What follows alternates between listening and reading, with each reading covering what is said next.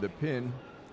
And you don't see that as much anymore, although Andy Bibo from East Stroudsburg High School North, she wrestled boys all season long, and then she ended up winning a district championship, a regional championship, and finishing 5th in the state in the girls tournament.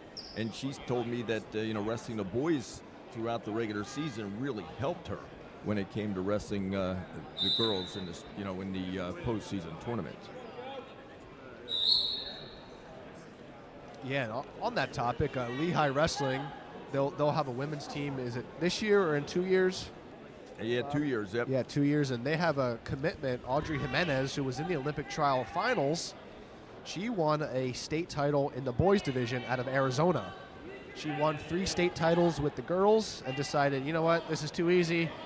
I'm gonna challenge myself, wrestle with the boys, and guess what? She beat all them too. So she's a 4-time state champ, coming to Lehigh to wrestle freestyle for that program starting up, and that's a heck of a commitment for the Mountain Hawks right off the bat. Yeah, and I guess they're going to wrestle, I think it's club next year, and then the year after they'll be sanctioned to wrestle in the NCAAs. But it's just one of those things that is taken off, as you mentioned. Iowa has a women's wrestling program. I'm surprised Penn State isn't going to put together a wrestling program, or are they? I imagine that's in the works for how successful the men's program is, right? You see schools like Iowa having a women's program. Oklahoma State, from what I understand, is almost there.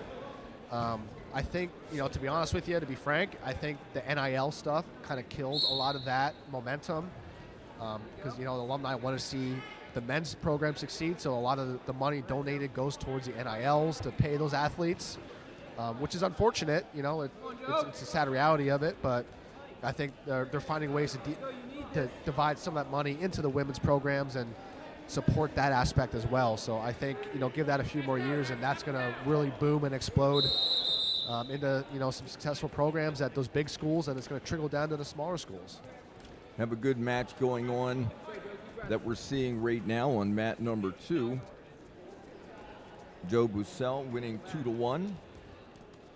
Yeah, he's the 10 seed taking on the 1st seed. Yeah, and Gregory Munez, is that the name there? Yeah, Munez, and he had him stacked up and was close to pinning him, and then didn't really have full control, and Juan Garcia just awarded 2. So that's Bussell's margin right there, up 2-1. Yeah, like you mentioned before, we saw a guy wrestling barefoot, which is accepted at this tournament, usually not, but this is a unique situation here, so we see guys in, tight, I'll call them jiu-jitsu outfits, the tight spandex shorts and shirts.